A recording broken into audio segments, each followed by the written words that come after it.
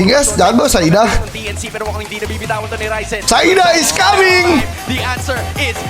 Saida, aduh. Orang-orang nggak mau, Lordnya udah nggak bisa dibunuh ini. Orang-orang, udah win or lose, nggak ada pilihan lain anjing. Mau nggak mau orang, Saida, Imo. Nah kalah. Disiplin nih pasti kanan juga cok, nggak mau engas anjing. Lord 30 tai. 70 seconds para kay Saida.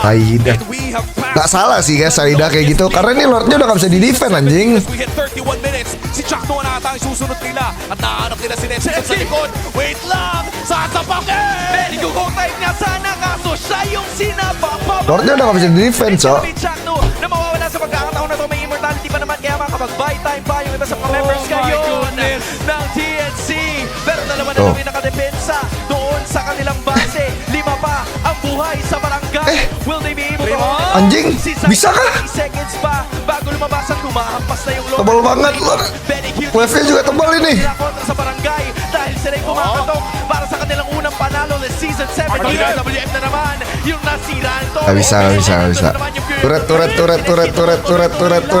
Turret.